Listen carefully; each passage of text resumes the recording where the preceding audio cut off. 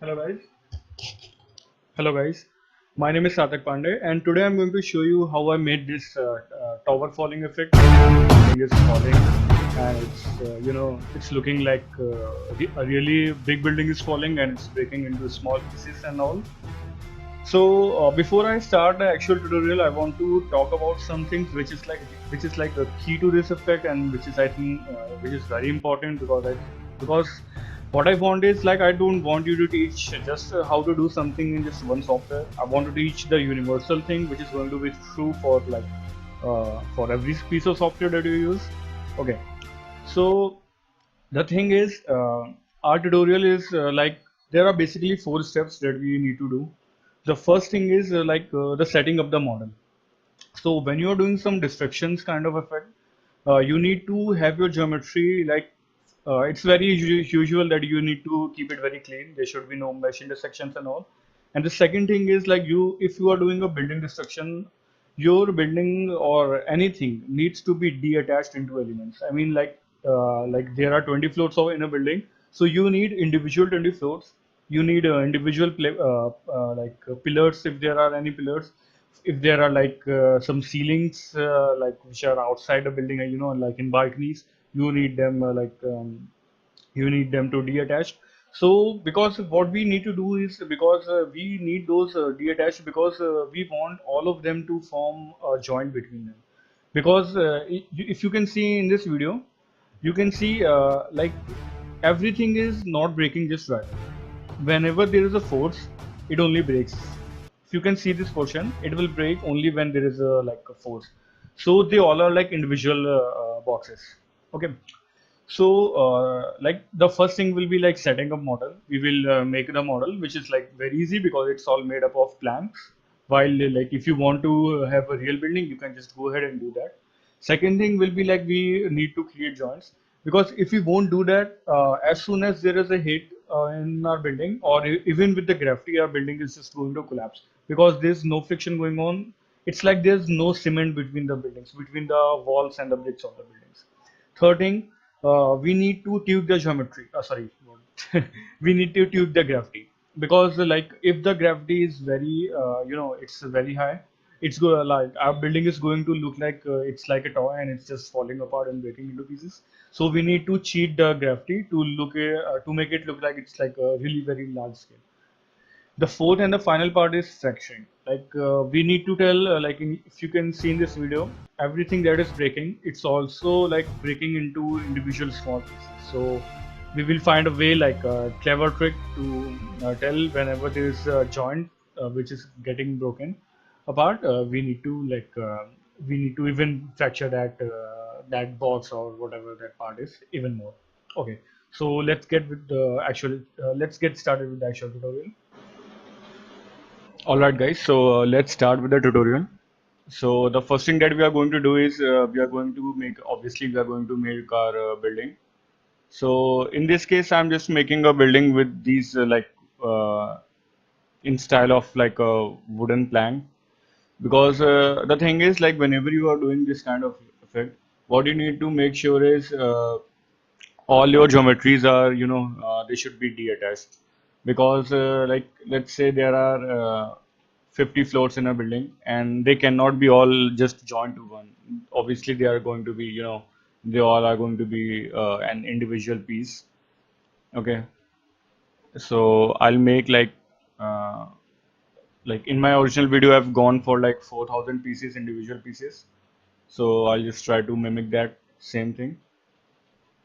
The Because it's really important to have like different things, different um different pieces which are like detached, because then only you will be able to form joints between them. Because like just imagine if there is a building which is made up of this single cuboid, so obviously you cannot make joints between them, because it's just one object. I hope you are getting what I'm trying to say. Okay, so I'll duplicate this on the y-axis.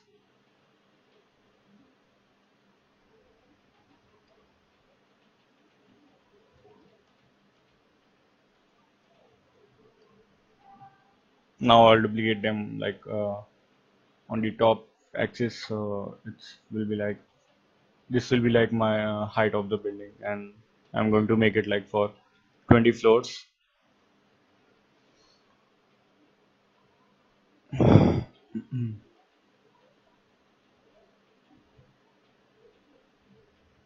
I'm just going to save. Also, if my like video crashes, I'm going to like pause the video and just resume it. So if there's a cut in any video, just don't be like, just don't care about it because I didn't. I'll not change any settings or anything like that. Okay, so this is our building, and it's a really good habit if you like put everything into their respective layer. So this is building, and I call this. I'll take them and add them into one layer, and I call it like building, and this will be like my collision object. So I call it collision. Oh, what did I do? Okay, and now I'll make a new layer, and I'll call it TyFlow. Make sure that that layer is active. I mean, you it's not like necessary that you should do it, but it's a good habit too because then you can. I'll show you why. Okay. So now I'll go to my TyFlow UI and I'll select all these pieces, building pieces, and I'll take a bird shape operator and I'll click on add selected. So I'm going to take all of them into TyFlow. So depend like right now they must be like above like it should be like 3000 pieces or something. So it depends upon your RAM, like how much time it takes. It won't be like more than 30 seconds. So you just need to wait. Okay. So now they all are inside our TyFlow. I'll go ahead and hide my building layer. Once you do that, your system is going to be faster because now we are dealing with particles and not actual geometries. Okay.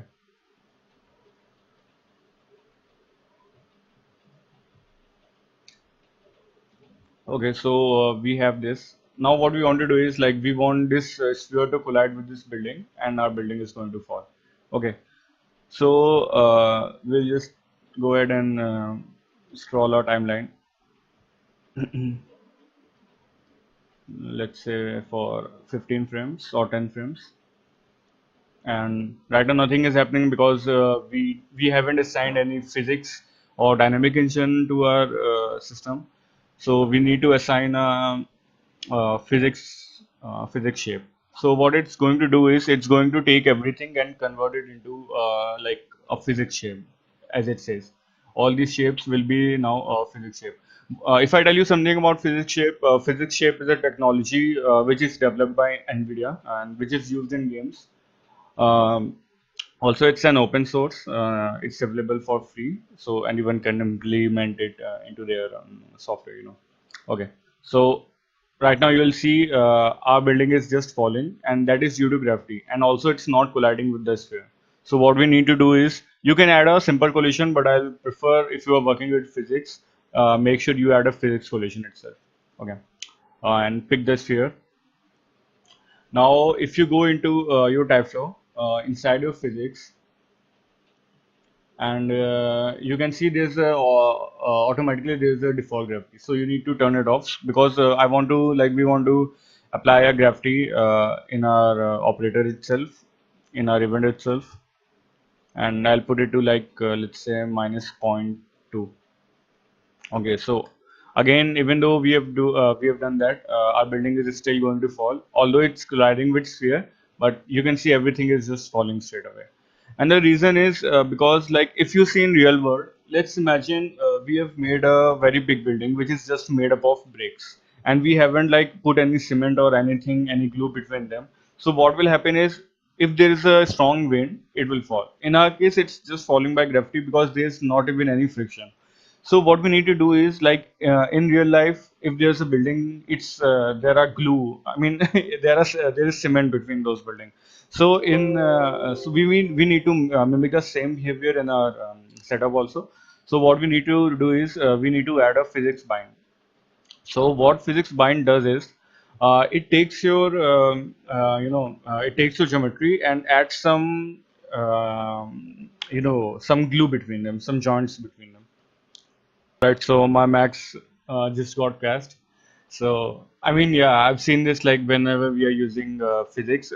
This is like a slightly a bug. Still, it's in beta phase, so it's okay. Okay, so again, what we need to do is we need to add that physics bind, and this like it happens only once, not every time. So if it is like already crashed one, maybe it won't going to happen again. Okay. So in physics bind, we have this glue, rigid glue. There are like different kind of settings. If you're working with rigid body dynamics, make sure it's set to rigid glue and not rigid joint. All right. So if we'll play our video, you can see our building is just going to wobble around because now it's being glued to each other. Okay. So if we want something to break, what happens? Like I always try to give examples by real life because we want our result to be as real as possible. So what happens in real life is if like let's say there is a building and there's a Godzilla coming towards it, and if Godzilla hits with enough force, it's going to break. Why is it breaking is because the kinetic energy of Godzilla is more than the potential energy which is already stored in the building into its cement and all. Okay. So we need to like we are here defining the potential energy in bind breaking. If you turn on the bind breaking by force, it will say like anything which has force above 10,000 that will allow the bindings to break. So if you play it, okay. So now our bindings are breaking and our building is just falling. How cool. I mean, this is so simple to set up and we are just going over there. Okay. So right now, there's a thing like we are not able to see which of our bindings are breaking and what part of building is just coming down with gravity or something. So we can do like property test. So what property test is? It says like the property test operator test if particles satisfy property based condition. Okay, so what we can do is we can assign some conditions over here, and our condition will be if there is a bind which is breaking, I want an output. Okay, so make sure it's set to bind broken physics and not particle because you are working with physics. Okay, so what it's going to do is it will test for the broken binds. Also, it says test true if property is less or more. So we need to set it greater and make sure this test value is set to 100. Sorry, 0. So what it's doing is it will test if the binds are broken and test true if it's greater. Okay, so greater means yes and less means no. Okay, so we will add a display operator and we will display it, and you'll see as soon it will hit the sphere will hit our building. This property is testing true, and all of them are just disappearing. Why they are disappearing? Because we haven't set it to show geometry. So we want to see the geometry, and we want to color it red. And for this geometry, I just wanted to color it white. Also, make sure if you're using 17 and above, it's not set to performance at this time. It's set to like standard. Then only it's going to show you colors. So now if I play, okay. So all those things which are turning red, they are being affected by the like force, and those binds are broken. Okay. So there's a problem right now. They are not falling because again in this event there is no gravity. So what we need to do is take this gravity, copy it, and paste it over here. All right. So if you see now, I'll just play my. Make sure it's not set to real time. Turn that off. Otherwise it's going to skip frames. Okay.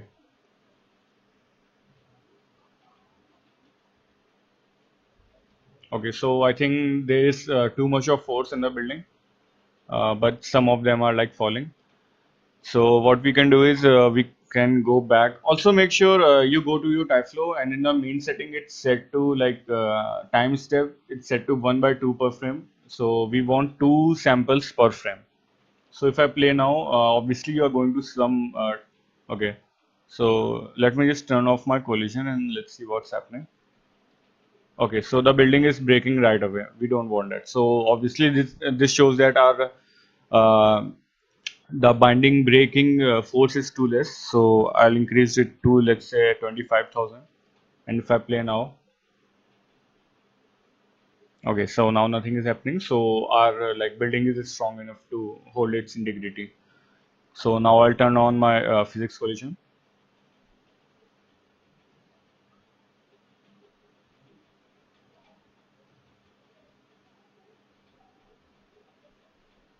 Also, you are seeing this splitting because there were like some gaps between our building, and I'll show you how to fix them. Okay, so what we'll do is like right now, what you can do is either you can increase the size of your sphere. Let's say I'll make it 30. So it's going, or maybe even 35 or 38. So it's going to have even greater impact on our building. Also, move it a bit above.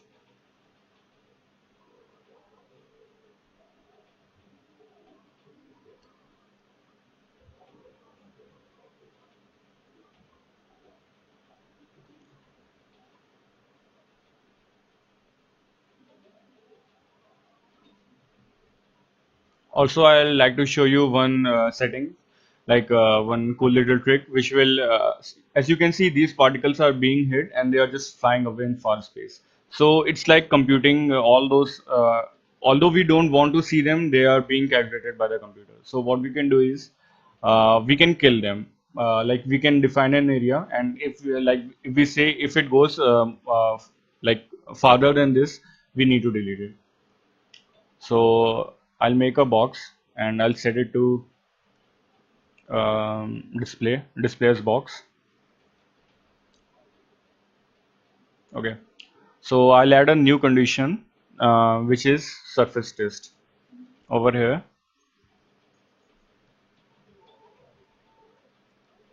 and also I'll copy it and paste it over here also, because we want to test this for both, like for the fragmented and for the non-fragmented geometry. Okay, and I'll in this surface test you need to pick this box, and I want to test if anything is outside the volume, and same with this, test anything which is outside the volume. And what I want to do is, if any of those tests go true, I want to delete the geometry.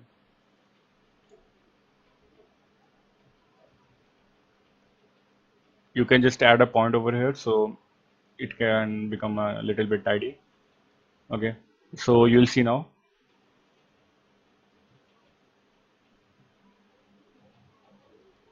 anything which will go outside this box, it's going to delete, and it will have a huge impact on our simulation. It's going to save a lot of memory, and our simulation will be a lot faster. Okay, so right now, if you have seen in my original video, what happens is like as soon as these guys are like also breaking, so I want to fracture them. So what I can do is, for this event, like I can just go and rename it, and I'll call it broken binds. So I just go ahead and add a Voronoi fracture.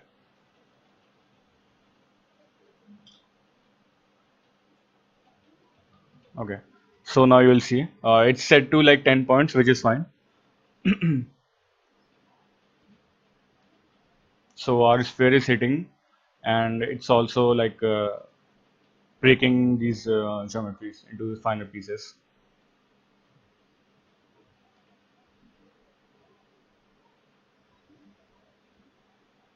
So right now, what I think is like the force is too strong for our building.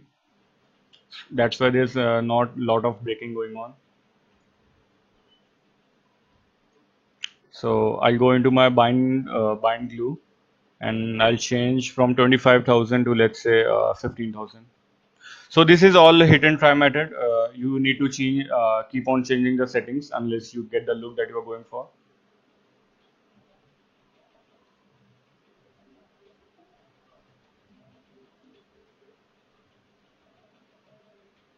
Okay, so now you can see like it's our hit is affecting the building,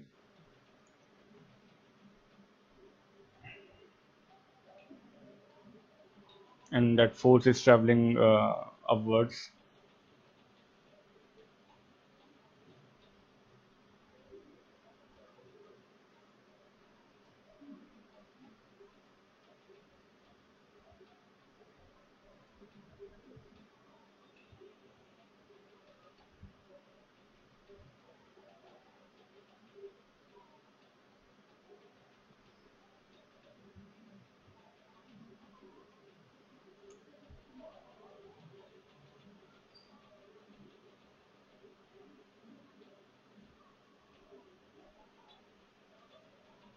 Okay, so if we play it back, it's going to look something like this. Obviously, you can make it better by by tweaking with the settings and all. Uh, like if I go to my into my physics bind, and if I can also increase like the max bindings to, let's say, 5, and a distance to, let's say, 50. So what it's going to do is it's going to make even more binds between these, so it's not, it's not splitting. Also, for that splitting thing, what you can do is like you can uh, like most probably now it's not going to split. If you want that look, what you can do is you can take these geometries, and while we were making those blocks, you can just add some gap between them, so you will have that splitting kind of effect.